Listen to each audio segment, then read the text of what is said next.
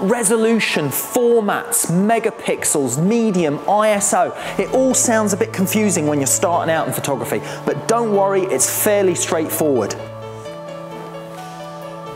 The medium is simply the device that we capture or record light onto. Now traditionally it was film like this, but more commonly now it's a CCD chip, and we get CCD chips inside our digital cameras like this one here.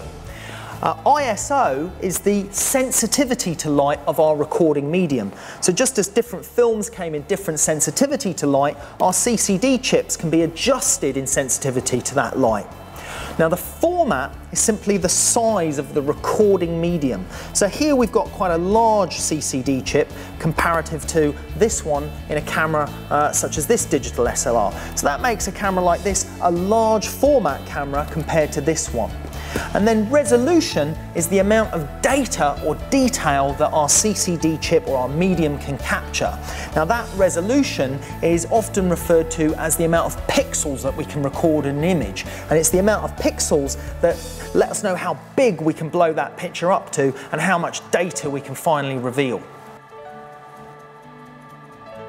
Now to give you a better idea of what a pixel actually is, I'm going to zoom in on this picture and show you the area that makes up one pixel. So if I zoom in on the model's eye, we'll gradually start to see tiny little squares appearing. There we go, we can see them now, and as I get into maximum resolution there, we can see that each one of these tiny squares is an actual pixel. And that there is the pupil of the model in the photograph. So you can see how far zoomed in we are and how many pixels it takes to make up a high resolution picture. Now cameras come in different amounts of pixels. Here we have an 8 megapixel camera. Now a megapixel means 1 million pixels. So this camera can record an image of 8 million pixels that make up the final photograph. Here we have one that's 22 megapixel, 22 million pixels.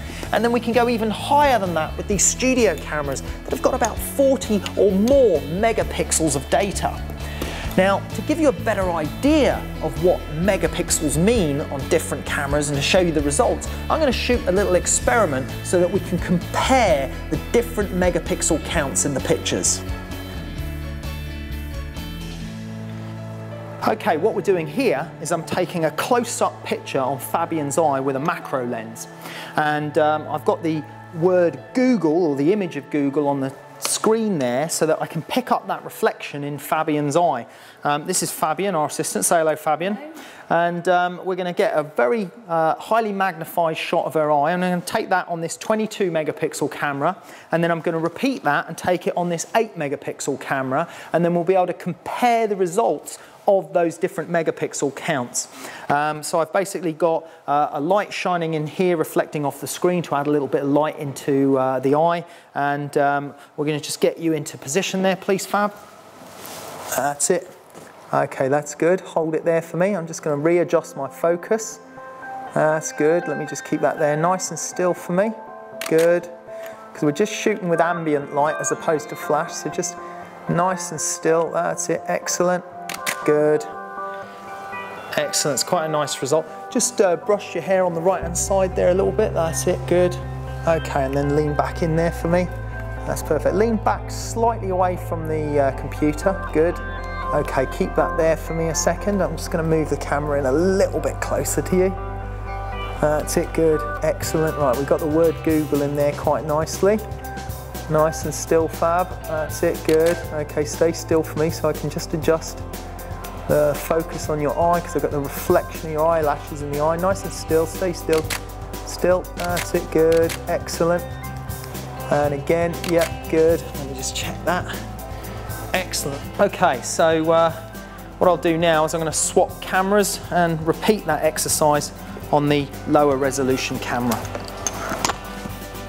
Okay, Fab, into position again for me. That's it, just hold it there. And again, nice and still. Excellent, nice and still. Okay, great.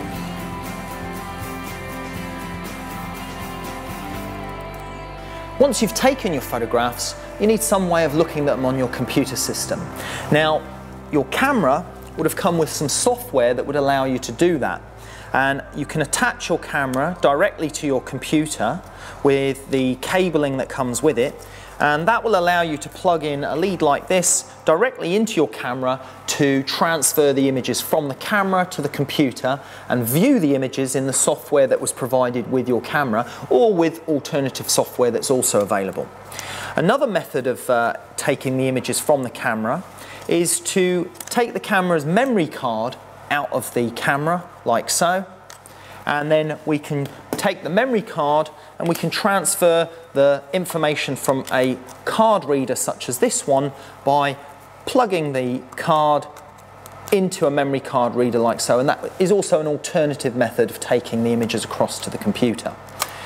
Now, once you've got your images in the computer, it allows you to work on them, manipulate them, change things like color, saturation and exposure levels, and just tweak them a little bit.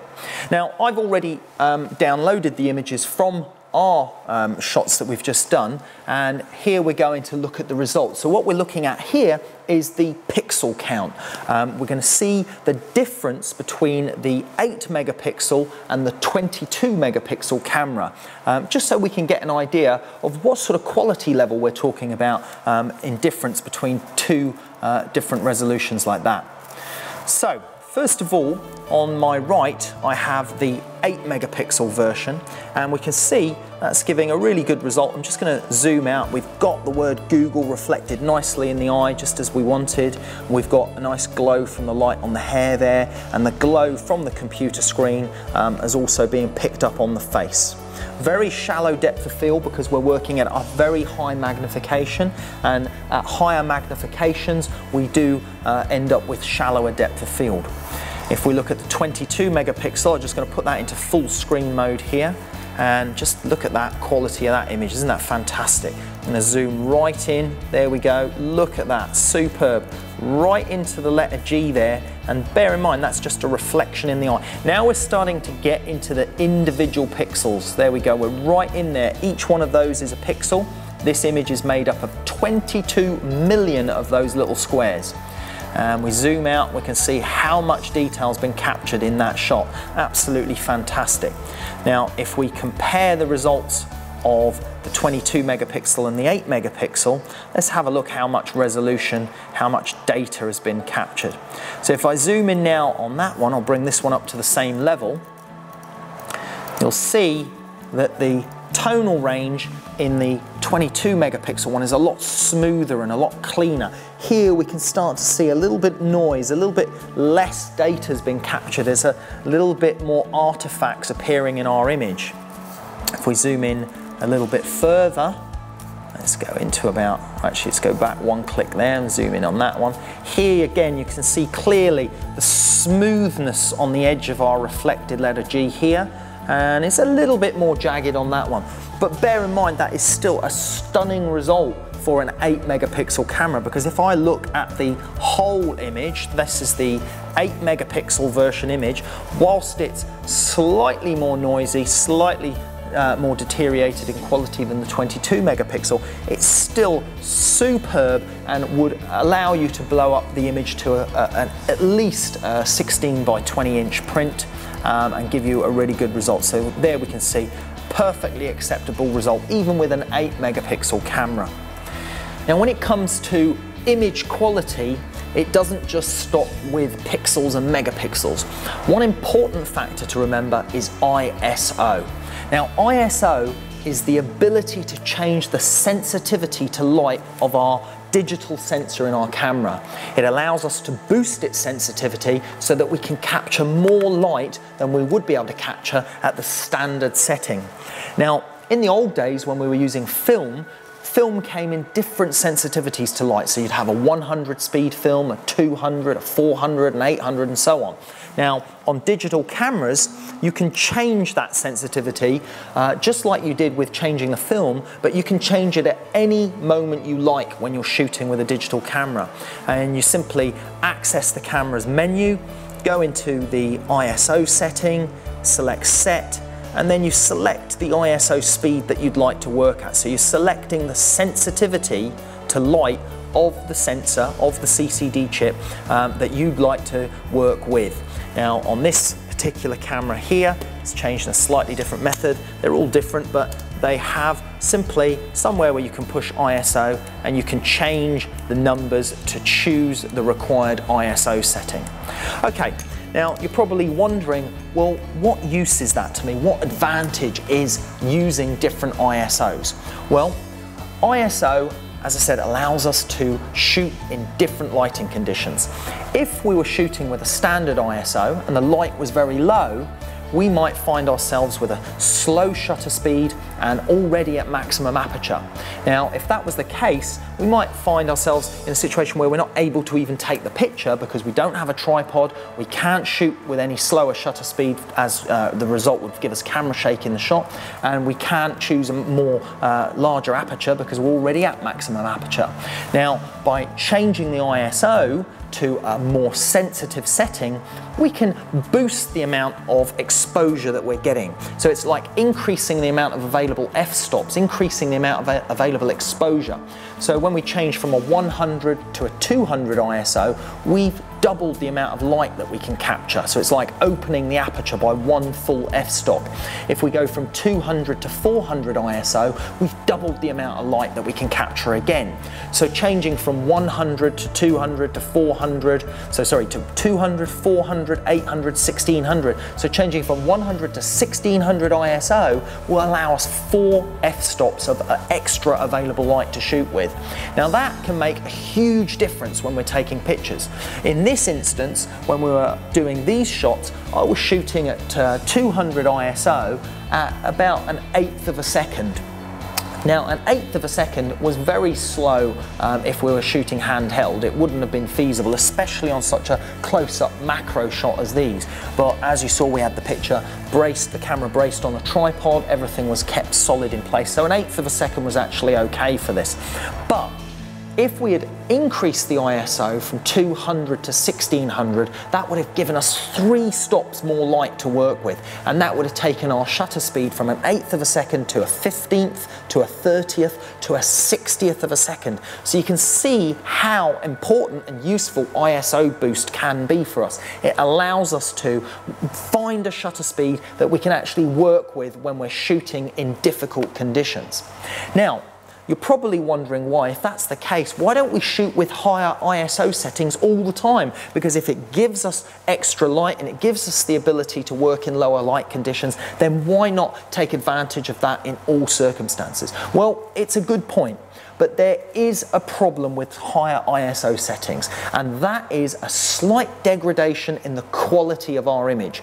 When we boost the sensitivity of the CCD sensor, we actually deteriorate the image quality by a little bit.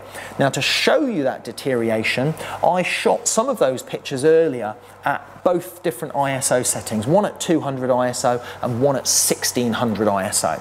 Now, if we look at the results, you'll see quite clearly here on the left, this is the 8 megapixel camera, and this is it with the 200 ISO, and on the right, this is the 1600 ISO version at 8 megapixel. Now, you can just see on this one that the grain and noise in the image is slightly greater than it is in that one, but it's still a very good result considering. But if I zoom in a little bit further, you'll start to see now quite a lot more noise appearing in the image. And if you look at the word Google reflecting in the eye there, here you can clearly see a breakdown in the pixels. They start to get a lot more noise in them, a lot more color distortion, and the image doesn't have that smoothness that our 8 megapixel version has there. So that is the trade-off in quality when we boost the ISO.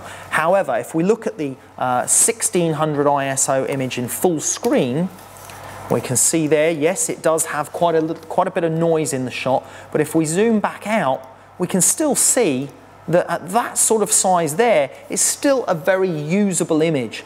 So whilst we do suffer degradation in image quality, it's important to remember that sometimes by boosting the ISO, it will allow us to actually capture a shot that we might not otherwise have been able to.